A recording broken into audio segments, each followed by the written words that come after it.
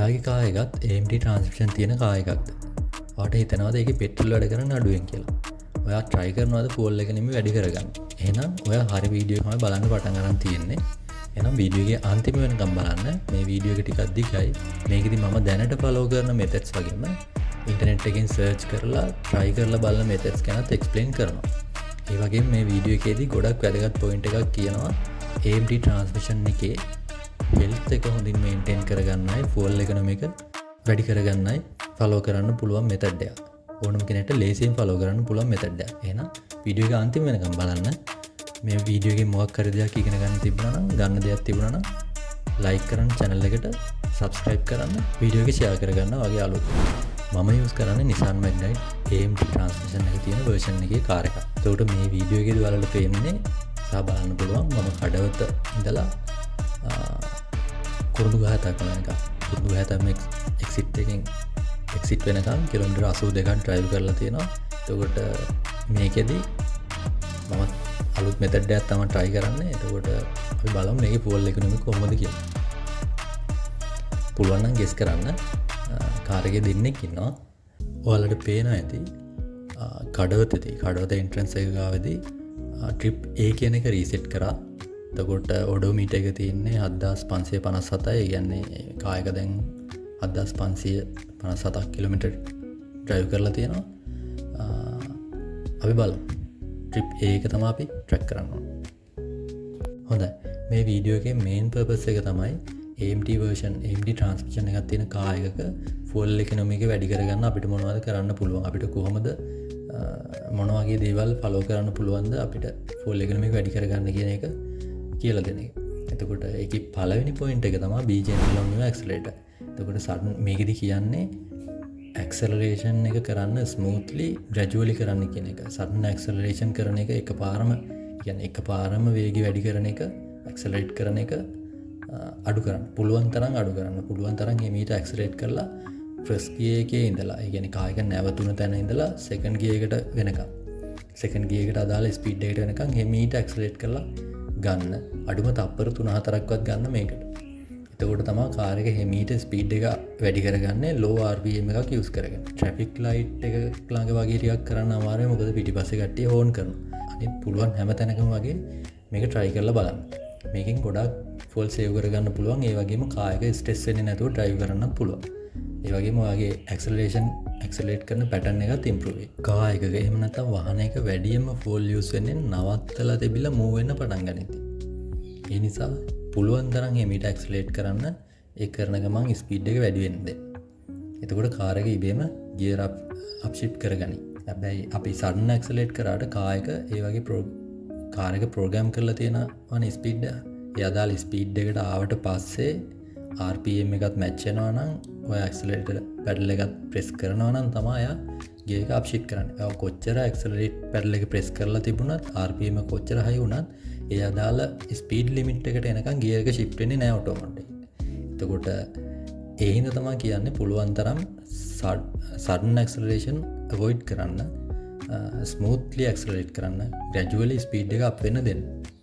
මේක CVT එකක් drive කරනවා වගේ නෙමෙයි. CVT කරන අපි press කරන automatically speed එක වැඩි වෙනවා. ඒ වගේ නෙමෙයි මෙතනදී. මේකේ අදාළ ගියර් එකකට change වෙන්න speed එකක් define කරලා තියෙනවා, program කරලා තියෙනවා. එතකොට ඒ අදාළ speed එකට ආවට පස්සේ තමයි එයා automatically second gear එකට යන්නේ. එහෙම නැත්නම් third gear එකට යන්නේ, fourth gear එකට යන්නේ. ඒ කියන්නේ gear එක up shift කරගන්න. එතකොට අපි මේකෙදි බලන්න ඕනේ පුළුවන් තරම් අඩු RPM එකේදී, ඒ කියන්නේ low RPM එකේදී high gear එකක් use කරන්න පුළුවන් නම් ඒතර තමයි full economy එක වැඩි වෙන්නේ වාහනේ. ඊළඟ point එක තමයි never use your both feet for accelerator and brake. ඒ කියන්නේ කකුල් දෙකම use කරගෙන accelerate කරන්නයි brake කරන්නයි යන්න එපා කියන එක. එහෙම නෙමෙයි අත්‍තරම drive කරන්නේ. හැබැයි සමහරු මේ විදිහට පුරුදු වෙලා තියෙන්න පුළුවන්. හැබැයි ඒක කරන්න එපා. ඒක හරිම risky. brake එකයි accelerator එකටයි දකුණු කකුල use කරන්න. වම් කකුල use කරන්න එපා. වම් කකුල තියෙන්නේ clutch එකට. ඒතකොට clutch එකක් AMD කායක නැහැ. ඒකට වම් කකුල use කරන්න අවශ්‍ය නැහැ. එහෙම කකුල් දෙකම use කරලා drive කරන්න පුරුදු වෙලා ඉන්නවා නම් ඒකේ තියෙන risk එක තමයි සමහර වෙලාවට ඔයාගේ දකුණු කකුලෙන් accelerator එක press වෙලා තියෙද්දි වම් කකුලෙන් ඇක්සලරේටර් එක රිලීස් වෙන්න කලින් බ්‍රේක් එක ප්‍රෙස් වෙන්න පුළුවන්. අන්න ඔය වගේ වෙලාවදී ක්ලච් එක හරියට එන්ගේජ් වෙන්නේ නැහැ. ඒ වගේම මැග්නයිට් එකේ නම් ඕක කරන්න හම්බෙන්නේ නැහැ. ඔයාලට වෝනින් එකක් එනවා. ඒක සේෆ්ටි වෝනින් එකක්. ඇක්සලරේටර් පැඩල් එකත් එක්ක බ්‍රේක් පැඩල් එක ප්‍රෙස් කරපු ගමන් එන්ජින් එකේ පවර් එක රිඩියුස් කරනවා. පවර් එක රිඩියුස් කරලා පුළුවන් තරම් අඩු කරනවා. එන්ජින් වාහනේ නැවතුනට පස්සේ ආයෙ ස්ටාර්ට් කරගන්න බැරි වගේ ප්‍රශ්නයක් එන්න පුළුවන්. මේක සේෆ්ටි ෆීචර් එකක්. මේක වෙන්නේ ඇයි කියලා අපි හිතුවොත් හිතන්න මේ වගේ සෙනාරියෝ එකක් ඔයාගේ කාගේ මැල්ෆන්ක්ෂන්යක් හරි මොකක් හරි වෙලා ඔයාගේ ඇක්සලරේටර් පැඩල් එක සම්පූර්ණයෙන්ම ප්‍රෙස් වෙලා තියෙනවා. ඒ කියන්නේ ඒක ඔයාට රෙස්පොන්ස් ඔයාට කන්ට්‍රෝල් කරන්න බෑ ෆුල් ප්‍රෙස් වෙලා තියෙන කියලා හිතමු. ඒ වගේ වෙලාවට ඔයා කරන්නේ මොකද්ද? කෙලින්ම බ්‍රේක් එක ප්‍රෙස් කරන එකනේ. එතකොට කාර් එක දැනගන්නවා ඇක්සලරේටර් එක ප්‍රෙස් වෙලා තියෙද්දි බ්‍රේක් එක ප්‍රෙස් වෙනවා කියන්නේ එයා අනිවාර්යෙන්ම වාහනේ නවත්තන්න ඕනේ. මොකද නෝමල් කන්ඩිෂන් වලදී දෙකම ප්‍රෙස් කරන්නේ නැහැ. එතකොට එයා වාහනේ නවත්තන්න එයාට කරන්න තියෙන්නේ කෙලින්ම throttle input එක කියන්නේ ඇක්සලරේටර් එකෙන් එන input එක කට් කරලා දාන්න. එහෙමම එන්ජින් පවර් එක රිඩියුස් කරලා වාහනේ පැත්තකට නවත්ත ගන්නවට chance එකක් දෙනවා. ඊට පස්සේ වාහනේ ස්ටාර්ට් කරන්න බෑ. ආයෙ රීසෙට් කරනකම්. ඒකට මේක සේෆ්ටි ෆීචර් එකක්. කරන්න යන්න එපා කිසිම වෙලාවක මැග්නයිට් එකට වාහනේ නවතිනවා. රීසෙට් කරගන්න වෙනවා. එහෙම කරන්න යන්න එපා. ඒ හින්දා එක කකුලක් යූස් කරලා ඇක්සලරේට් කරන්න, බ්‍රේක් කරන්නයි දකුණු කකුල යූස් කරන්න. ඒකෙදි එහෙම දෙකම යූස් කරලා කරන්න ගියොත් ක්ලච් එක හරියට එන්ගේජ් වෙන්නේ නැති ප්‍රශ්නයක් එන්නත් පුළුවන්. ඒක වාහනින් වාහනයට වෙනස් වෙනවා. සමහර වාහනවල අලුත් වාහනවල සේෆ්ටි ෆීචර් එකක් විදියට ඒක ඩිසේබල් ඒක කරන්න දෙන්නේ නැහැ. සමහර වාහනවල දෙන්න පුළුවන්. හැබැයි ඒ වගේ වෙලාවදී ක්ලච් එක එන්ගේජ් වෙන එකයි ඩිස්එන්ගේජ් වෙන එකයි හරියට වෙන්නේ නැති වෙන්න පුළුවන්. ක්ලච් එක ස්ලිප් වෙන්න පුළුවන්. එතකොට එතනදී ෆුවල් කන්සම්ප්ෂන් එක වැඩි වෙන්න පුළුවන්. ෆුවල් කරනවා අඩු වෙන්න පුළුවන්. හොඳයි. ඊළඟ පොයින්ට් එක තමයි find out the sweetest RPM point for your car.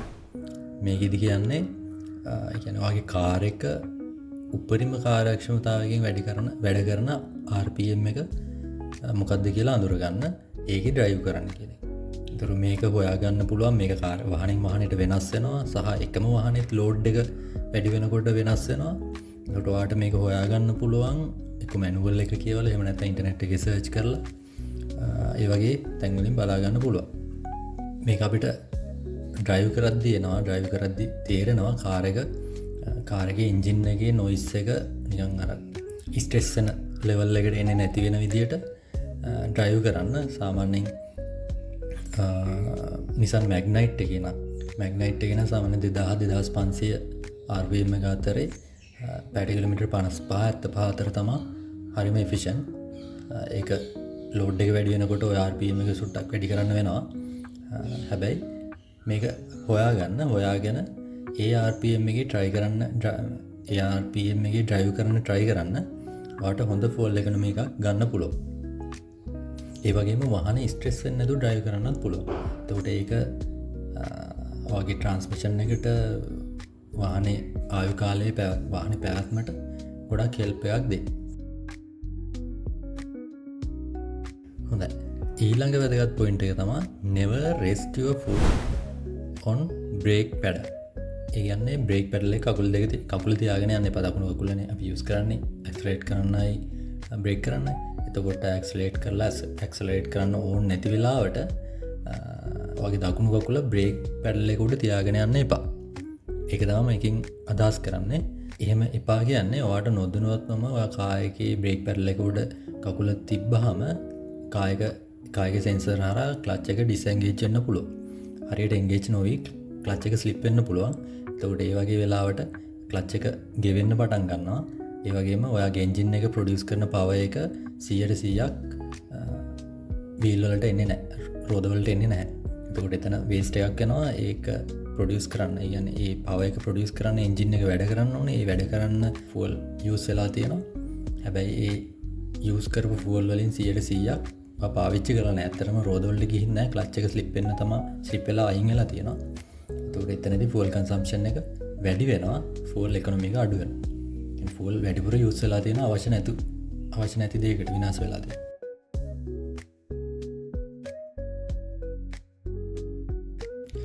ඊළඟ වැදගත් පොයින්ට් එක තමයි reduce your load as much as possible. ඒ කියන්නේ ඔයාගේ කාර් එකේ අරන් යන load එක පුළුවන් තරම් අඩු කරන්න කියන එක.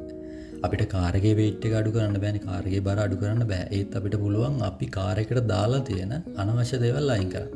සමහර වෙලාවට ඕකේ වතුර බෝතල් අනවශ්‍ය විදිහට තියෙන්න පුළුවන් දෙකක් තුනක්. ඒ වගේම පාවිච්චි කරන්න නැති බඩු තියෙන්න පුළුවන් ඩිකී බොක්සස් තියෙන්න පුළුවන්. බොක්සස් වල ටූල්ස් තියෙන්න පුළුවන්. ඒව පාවිච්චි කරන්නේ නැහැ. සමහර වෙලාවට කලින් ට්‍රිප් එකක් ගිහිල්ලා කාර් එක පිටිපස්ස අස් කරගන්න වෙලාවක් නැති වෙලා තියෙන්න පුළුවන්. එතකොට බෑග්ස් ඒ වගේ දේවල් තියෙන්න පුළුවන්. ඒ වගේ දේවල් පුළුවන් තරම් අයින් කරන්න. අවශ්‍ය නැති දේවල් පුළුවන් තරම් අයින් කරලා කාර් එකේ බර අඩු කරන්න. එතකොට අපිට ෆුවල් ඉකොනොමි එක ගොඩක් ඉම්ප්‍රූව් කරගන්න පුළුවන්. මොකද ගොඩක් AMT ට්‍රාන්ස්මිෂන් එකක් එන්නේ පොඩි එන්ජින් තියෙන වාහනවලට. ලොකු එන්ජින් එකක් තියෙන වාහනවලට AMT ට්‍රාන්ස්මිෂන් එකක් හයි කරන්න බැහැ කියලා තමයි කියන්නේ. එතකොට මේ පොඩි කියන්නේ සාමාන්‍ය weight එක change වීමකින් හොඳ improvement එකක් ගන්න පුළුවන්. fuel economy එකක් ගන්න පුළුවන් පොඩි ප්‍රමාණයකින් හරි බර අඩු කිරීමකින්. මොකද එන්ජින් එකේ load එක සෑහෙන අඩු වෙන නිසා. එතකොට අනිත් important point එක තමයි ඔයා long trips යන්නේ නැත්තම් නිතරම කියන්නේ town එකේ යහට මෙහාට නම් drive කරන්නේ සාමාන්‍යයෙන් දවසට කිලෝමීටර් 5ක් 6ක් වගේ නම් drive කරන්නේ. හොඳම දේ තමයි ෆුල් ටැන්ක් කරන්න නැතුව ඉන්න එක. මොකද අපි මේක ඔයාගේ කැමැත්ත එක කන්වීනියන්ට් වෙන්න පුළුවන් එකපාර ෆුල් ටැන්ක් කරලා සම්පූර්ණ යූස් කරන එක. හැබැයි ෆුවල් පැත්තෙන් හිතනවා නම් ෆුවල් සේව් කරගන්න හිතනවා නම් මම හිතන්නේ ෆුල් ටැන්ක් කරන්න නැතුව අපිට අවශ්‍ය ප්‍රමාණයට තෙල් දාගෙන අපේ වැඩ ටික කරගත්තා නම් හොඳයි කියන එක. මොකද අපි දැන් එක්සැම්පල් එකක් විදිහට Nissan Magnite එක ගත්තොත් කැපැසිටි එක 40 ලීටර්ස්.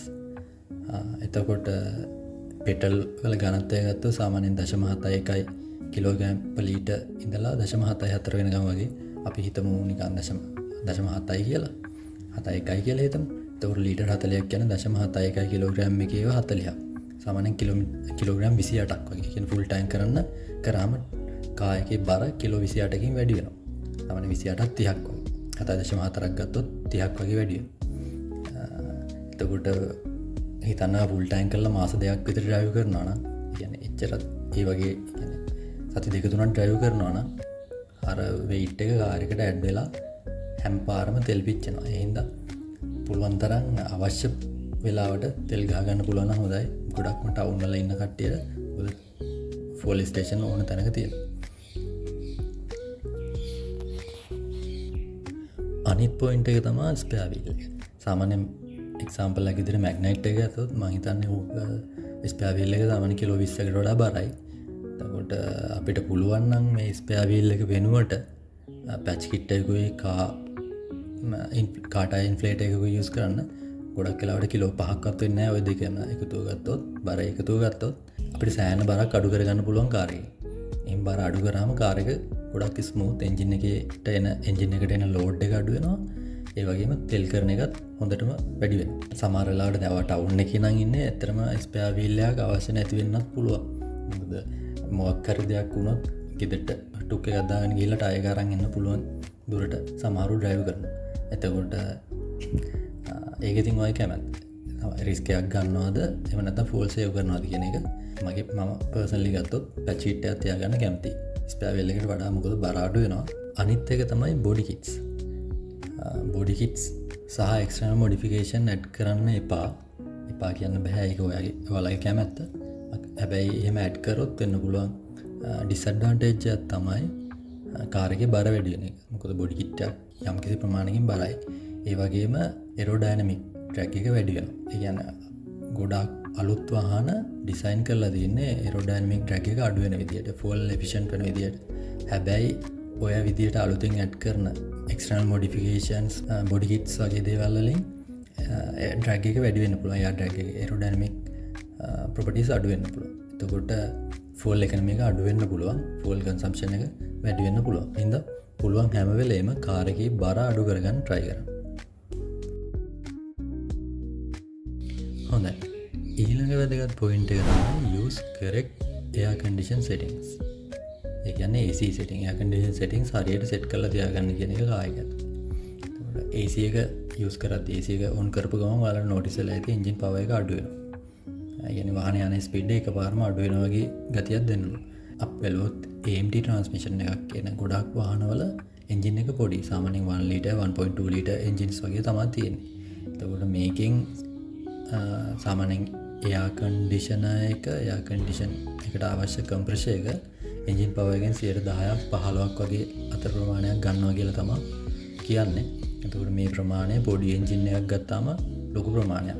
එතකොට එයාට එන්ජින් එකට වැඩිපුර වැඩ කරන්න වෙනවා අපිට අදාළ ස්පීඩ් එක දෙන්න. කායකේ දෙන්න. කායකේ අපි ඉල්ලන ස්පීඩ් එක කියන අපිට පැය කිලෝමීටර් 60කට වේගෙන් යන්න ඕනේ කියලා කියනවා නම් AC කම්ප්‍රෙෂර් එක තියෙද්දි ඔන් කරලා තියෙද්දි නැති වෙලාවෙ වෙලුවොත් නැති වෙලාවට වඩා තියෙන වෙලාවේදී AC එක ඔන් කරලා තියෙන වෙලාවේදී වැඩි පවර් එකක් ප්‍රොඩියුස් කරන්න ඕනේ. එතකොට ඒකට වැඩි ෆුවල් ප්‍රමාණයක් අවශ්‍ය වෙනවා. එතකොට ෆුවල් කන්සම්ප්ෂන් එක වැඩි වෙනවා. ෆුවල් ඉකොනොමි එක අඩු වෙනවා. වැඩිපුර ෆුවල් ප්‍රමාණයක් යූස් වෙනවා. එතකොට අපි බලන්න ඕනේ AC කම්ප්‍රෙෂර් එක පුළුවන් තරම් අඩුවෙන් යූස් වෙන විදිහට ඩ්‍රයිව් කරන්න.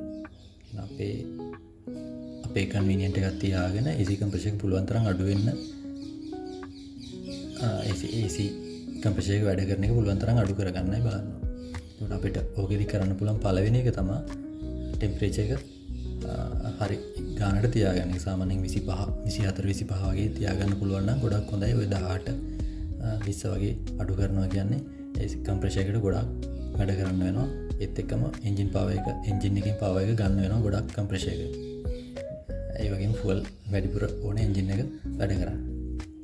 තව විදිහකින් අපිට AC යූසේජ් එක අඩු කරන්න පුළුවන්. අපිට AC එක කම්ප්ලීට්ලි ටර්න් ඔෆ් කරලා ෂටර්ස් පොඩ්ඩක් පාත් කරලා ඩ්‍රයිව් කරන්න පුළුවන්. හැබැයි මේක කරන්න අමාරු ට්‍රැෆික් එකේදී. මොකද වාහන දුම ඇතුළට එනවා සහ අනම්මන සද්ද එන්ජින් නොයිසස් ඇතුළට එනවා.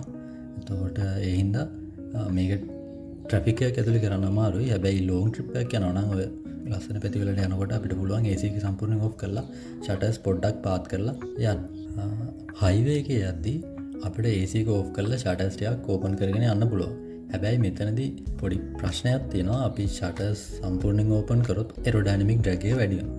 හයිවේ එකේ ෂටර්ස් ඕපන් කරගෙන යනකොට පිච්චෙන තෙල් වලට වඩා ෂටර්ස් වහගෙන ගිහිල්ලා AC ඔන් කරගෙන ගියොත් සමහර වෙලාවට යූස් කරන තෙල් ප්‍රමාණය අඩු වෙන්න පුළුවන්. හයිවේ එකේ යනකොට ෂටර්ස් ඕපන් කරන්න ඕනේ අපේ ඩෝ වයිසර්ස් වල ලිමිට් එකට. එතකොට අපිට ලොකු ප්‍රශ්නයක් නැහැ. ඩ්‍රැග් එකක් වෙන්නේ නැහැ. එරෝඩයිනමික් ඩ්‍රැග් එක වෙන්නේ නැහැ. අපිට පුළුවන් නම් ෂටර්ස් ඕපන් කරන්න. ඒ කියන්නේ අර ඩෝ වයිසර්ස් වල ලිමිට් එකට. එතකොට ඩ්‍රැග් එක අඩුයි. ඒ වෙලාවට අපිට පුළුවන් AC ඔෆ් කරගෙන යන්න. අනිත් වැදගත් පොයින්ට් එක තමයි ඔයාලට පුළුවන් ටින්ට් කරන්න. හොඳ ඔය 3M වගේ ටින්ට් මැටීරියල් එකක් යූස් කරලා ටින්ට් කරොත් හීට් එක ඇතුළට එන එක ගොඩක් අඩු වෙනවා. එතකොට අපිට එයා කම්ප්‍රෙෂර් එක AC එක වැඩ කරන්න ඕනේ අඩුවෙන්. එතකොට ෆුවල් යූස් වෙනවා අඩුයි. හොඳයි. ඊළඟ වැදගත් පොයින්ට් එක තමයි ෆුවල් සේව් කරගන්න අපිට ෆලෝ කරන්න පුළුවන් plan your ride before. ඒ කියන්නේ ඔයා කොහේ හරි යන්න කලින් ඒ යන ගමන ප්ලෑන් කරන්න කියන එක. සාමාන්‍යයෙන් හැමදාම යන පාරක් නම් දන්නවා. හැබැයි දන්නේ නැති පාරක පළවෙනි පාරට යනකොට අපි ගොඩක් වෙලාවට කරන්නේ Google Map එක දාගෙන වාහනේ නැවිගේෂන් සිස්ටම් එක යූස් කරගෙන යන එක.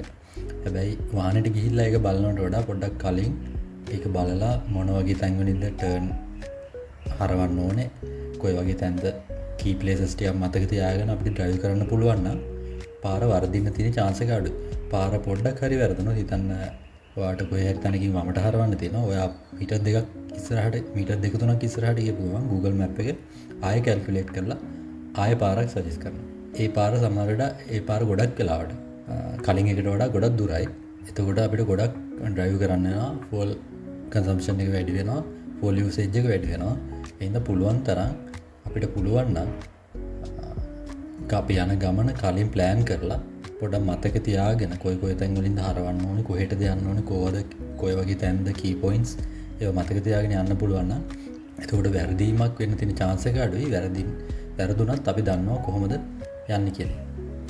අනිත් එක තමයි අපිට උදෙන්ම යන්න පුළුවන් නම් මොකක් හරි ගමනක් යනකොට දවල් යනකට වඩා උදෙන් යන්න පුළුවන් නම් උදේ හරි හවස හරි එතකොට අපිට පුළුවන් තරම් ට්‍රැෆික් එක අඩු වෙලාවක් සෙලෙක්ට් කරගන්නත් පුළුවන්. ඒ වගේම අවුව නැති හින්දා අපේ AC කම්ප්‍රෙෂර් එක කියන්නේ අපිට ටෙම්පරේචර් එක ගොඩක් අඩු කරන්න ඕනේ නැහැ AC කම්ප්‍රෙෂර් එකට වැඩි පවර් එකක් දෙන්නේ නැතුව අපිට යන්න පුළුවන්. ඊළඟ වැදගත් පොයින්ට් එක තමයි let the car roll. ඒ කියන්නේ කාර් එක හැම වෙලේම මූව් වෙන්න තියන්න. කාර් එකේ මොමන්ටම් එක එහෙම නැත්නම් ගම්‍යතාවය කාර් එකට තියාගන්න දෙන්න. කාර් එකට හැම වෙලේම මූව් වෙන්න තියන්න. ඒකට මොකද අපි දන්නවා කාර් එකේ වැඩිම ෆුවල් කන්සම්ප්ෂන් එක වැඩිම ෆුවල් කන්සම්ප්ෂන් එක තියෙන්නේ නවත්තලා තියලා යන්න පටන් ගත්තේ. මූව් වෙන කාර් එකේ ස්පීඩ් එක වැඩි කරන්න වඩා නවත්තලා තියෙන වාහනේ ස්පීඩ් එක වැඩි කරගන්න වැඩියෙන් තෙල් පිච්චෙනවා. ඒ හින්දා පුළුවන් තරම් හැම වෙලේම කාර් එක රෝල් වෙන්න. ඒ කියන්නේ කාර් එක යන්න දෙන්න, මූව් වෙන්න දෙන්න. ඒක මම එක්සැම්පල් එකක් කිව්වොත් ඔයා මීටර් 50ක් විතර ට්‍රැෆික් ලයිට් එකක් තියෙනවා. ට්‍රැෆික් ලයිට් එකට මීටර් 50ක් විතර ඉන්නේ. ට්‍රැෆික් ලයිට් එකේ හිතන්න කවුන්ට් වෙනවා දැන් තප්පර 10 වගේ තියෙන්නේ. ඔයාට පුළුවන් මීටර් 50 ඉඳන්ම වගේ ස්ලෝ කරන්න. එතනින්ම ඇක්සලරේට් කරන එක නවත්තලා කාර් එකට එමීට ට්‍රැෆික් ලයිට් එක ගාවට එන්න දෙන්න. එතකොට ට්‍රැෆික් ලයිට් එක ගාවට එනකොට සමහර ලාවට ඒක බිඳුව වෙලා කොළ පාට වෙලා තියෙන්න පුළුවන්. එතකොට ඔයාට එමීට ඇක්සලරේට් කරලා ආයෙ වේගය වැඩි කරගන්න පුළුවන්. ඔය වගේම ඔබ යූස් කරන්න පුළුවන් ට්‍රැෆික් එකේදීත් ඔයාට පුළුවන් පොඩි ගැප් එකක් තියාගන්න. ඒ ගැප් එක තියාගෙන ඔය විදිහටම කරන්න පුළුවන් එමීට යන්න. ඊළඟ වැදගත් පොයින්ට් එක තමයි maintain the correct tire pressure. ඒ කියන්නේ tire pressure එක හරියට maintain කරන්න කියන එක. සාමාන්‍යයෙන් වාහනයක් ගත්තාම manufacturer recommend කරලා තියෙනවා යම්කිසි PSI එකක් tire එකේ pressure එක තියෙන්න ඕන කියලා. ඒ tire එකේ pressure එක ඒ විදිහට තියාගන්න නිතරම වගේ tire pressure එක check කරන්න හරියගේ තියෙනවද කියන එක. tire pressure එක අඩු වෙච්ච ගමන් tire එකයි පොළවයි ස්පර්මය ටච් වෙන ඒරියා එක වැඩි. ඒතකොට ටයර් එක ග්‍රැබ් කරගන්න පොළොව හොඳට ග්‍රැබ් වෙනවා. එතකොට රෝල් කියන්නේ ෆුවල් කන්සම්ප්ෂන් එක වැඩි වෙනවා. මොකද මේ ටයර් එක හොඳට පොළොව අල්ල ගන්නවා. බදලා අල්ල ගන්න හින්දා මේ ෆුවල් කන්සම්ප්ෂන් එක වැඩි වෙනවා. ෆුවල් කරන එක අඩු වෙනවා. ඒ වගේම මොඩිෆිකේෂන් කරද්දී කාර් එකේ එන ටයර් එක තියෙනවානේ ටයර් එක විඩ්ත් එක ඒකට වඩා වැඩි ඒවා දාන්න යන්න එපා. එහෙම වුණොත් ෆුවල් කන්සම්ප්ෂන් එක අඩු වෙනවා. කාර් එක ලස්සන වෙයි.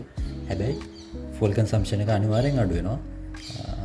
මොකද පොළොව ග්‍රැබ් වෙන ඒරියා එක වැඩි වෙන හින්දා. ඒ වගේම සමහරු කියනවා නයිට්‍රජන් ගැහුවාම ෆුල් කන්සම්ප්ෂන් එක හොඳ වෙනවා කියලා. එහෙම වෙන්න විදියක් නැහැ. එහෙම වෙන්න තියෙන chance එක අතිශය පොඩ්ඩයි. සහ ඒකෙන් එන ඉෆෙක්ට් එක ඊටත් වඩා පොඩි. සාමාන්‍යයෙන් අපි දන්නවා නෝමල් එයා වායුගෝලයේ වාතයේ තියෙන 78ක් 78ක් වගේ තියෙන්නේ නයිට්‍රජන්. ඉතිරි 19ක් 20ක් වගේ තියෙන්නේ ඔක්සිජන්. ඉතිරි ඒවා අනිත් වායු. එතකොට ඔය 130 ආය ඇඩ් කරා කියලා නයිට්‍රජන් ඇඩ් කරා කියලා ලොකු ගේන් එකක් වෙන්නේ නැහැ. එහෙනම් ඒකට බොරුවට සල්ලි නාස්ති කරන්න එපා. හොඳයි. ඊළඟ වැදගත් පොයින්ට් එක තමයි service your car according to the service manual. ඒ කියන්නේ අදාළ ටයිම් පීරියඩ් එක ඇතුළතදී මැනුෆැක්චරර් රෙකමන්ඩ් කරලා තියෙන සර්විසස් ටික කරගන්න. හරියට ලයික් එයා ෆිල්ටර්ස් චේන්ජ් කරන එක, එයා AC ෆිල්ටර්ස් චේන්ජ් කරන එක, එන්ජින් ඔයිල් එහෙම නැත්නම් ට්‍රාන්ස්මිෂන් ඔයිල් චේන්ජ් කරන එක, ඒ වගේ MT ඇක්චුවේටර්ස් චෙක් කරගන්න එක, ඔය වගේ දේවල් අනිවාර්යෙන් කරන්න. එතකොට ඒ වගේ හොඳ ෆුවල් එකොනොමියකට යන්න පුළුවන්. හොඳයි. ඊළඟ වැදගත් පොයින්ට් එක තමයි ස්ටොප් සඩන් බ්‍රේකින්. කියන්නේ එකපාරම බ්‍රේක් ගන්න පුරුදු වෙන්න එපා.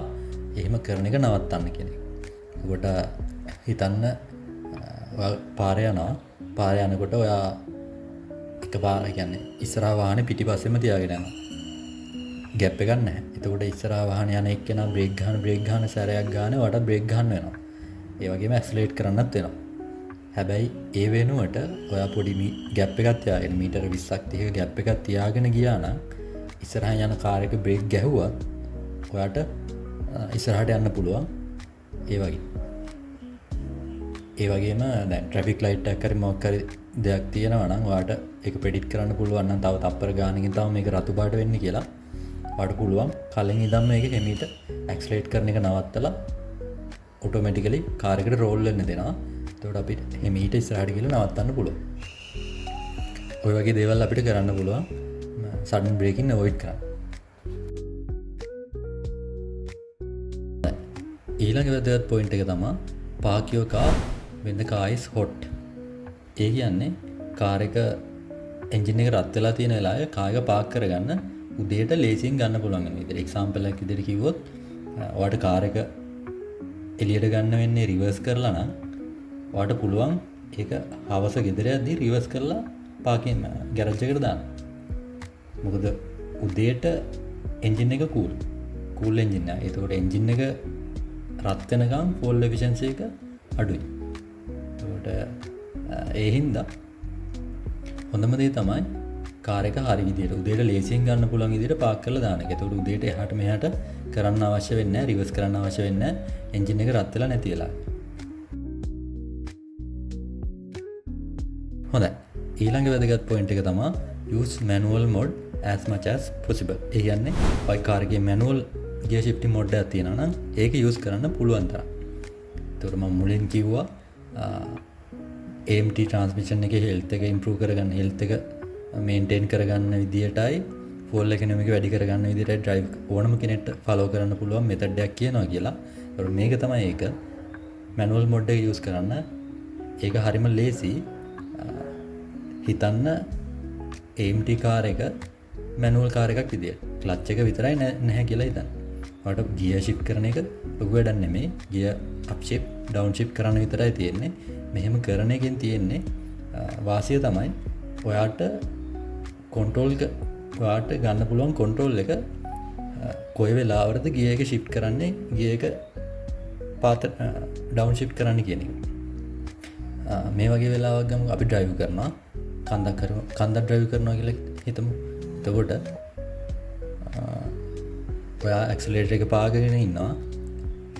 කාර් එක තමයි decide කරන්නේ මේ වෙලාවේදී ඊළඟ gear එකට shift වෙන්න ඕනේ කියලා. එතකොට එයා ඒක shift වෙන්න try කරනවා. හැබැයි ඒ වෙලාවේදී අද කාර් එකේ speed එක එන්නේ නැහැ. ඒ වගේ වෙලාවකට ආයෙ down shift වෙනවා. ওই වගේ වෙනකොට clutch එක slip වෙනවා. ඒත් එක්කම heat generate වෙනවා. එතකොට ඔයාට ගොඩක් වෙලාවට ඔය engine warning එක, engine heat warning එක එන්න පුළුවන්. හොඳයි. අපි වැලිපැන්න සර්විස් ඒරියා එකට ආවා. අපි බලමු fuel economy එක. අපි පටන් ගත්තේ 7557 ඔඩෝමීටර් එක. දැන් ඔඩෝමීටර් එකේ වැලියු එක 7619. ඒ කියන්නේ කිලෝමීටර් 61ක්. 61.8 වගේ ඇවිත් තියෙනවා. ලීටර් 2.3ක් යූස් කරලා තියෙනවා. ෆුල් එකොනොමි එක 26.9යි කිලෝමීටර් ලීටර. ලීටරට කිලෝමීටර් 26.9 27කට කිට්ටු ගණක්. හොඳයි. අපි ඊළඟට එක්සිට් එකටම යමු. පුරුදු බෑට. ඒ වගේම ක්ලච් එක ඉක්මනට ගෙවෙන්න පුළුවන්. ඒ හින්දා පුළුවන් තරම් මැනුවල් මොඩ් එක යූස් කරන්න AMT වහන එක. එතකොට ඔයාට කන්ට්‍රෝල් එක තියෙනවා කොයි වෙලාවටද ඊළඟ ගියර් එකට shift වෙන්න කියලා. ඒකට ඔයාට පුළුවන් ඊළඟ ගියර් එකට shift වෙන්න press කරලා තප්පර ගානක් ඉඳලා accelerator එක පා ගන්න. එතකොට clutch එකත් ගානට slip වෙන්නේ නැතුව engage වෙනවා. හරිම ලේසි දෙයක්. මේක try කරලා බලන්න. manual mode එක කාර් එකේ ගොඩක් අය කියන ඔය AMT වාහනවල තියෙන ප්‍රශ්න ගොඩක් නැති වෙනවා manual mode එකේ drive කරන්න පුරුදු වුණා. මේ වීඩියෝ එකේ second purpose එක තමයි කඩවත ඉඳලා කුරුඳුගහ තක්මට වෙනකම් highway එකේ fuel economy එක Nissan Magnite එකේ fuel economy එක බලා ගන්න එක. එතකොට එතනදී අපි මම කලින් share කරා මේ වීඩියෝ එකේ මුලදීම දැම්මා දැන් odometer එකේ තියෙනවා 7642ක්. ඒ කියන්නේ අපි trip A එක reset කරා 85.5 කිලෝමීටර් දැන් රන් වෙලා තියෙනවා කඩවත ඉඳලා කුරුඳුගහ තක්මට. තෙල් ගිහින් තියෙනවා ලීටර් 3.3ක්. ඒ කියන්නේ fuel economy එක තියෙනවා 25.6ක්. ඒකට මේක හොඳටම හොඳ ආගයක්. වැලිපැන්න සර්විස් ඒරියා එකට එනකොට 26 ගානක් තිබුණා 26.5ක් වගේ. එතනදී අපි AC දාගෙන ideal heater engine එක. එතකොට තමයි මේක මේ අඩු වෙලා තියෙන්නේ ටිකක්. මේක හොඳ fuel economy එකක්. මේ වාහනේ බරත් එක්ක මේක හොඳටම හොඳයි. හරි එහෙනම් ඔයාලටත් පුළුවන් මේ කියලා දීපු මෙතඩ්ස් try කරලා බලන්න. ඔයාලා දන්න තව මොනවා හරි තියෙනවා නම් කමෙන්ට් කරන්න. සහ මම මොකක් හරි වැරදි දෙයක් කියලා තියෙනවා නම් please පෙන්නන්න. එහෙමනම් ගොඩක් ස්තුතියි වීඩියෝ එක බැලුවට. YouTube channel එකට subscribe කරන්න. මොකක් හරි දෙයක් ඉගෙන ගන්න තිබ්බනම් channel එකට subscribe කරන්න, like කරන්න, share කරන්න. Okay, thank you.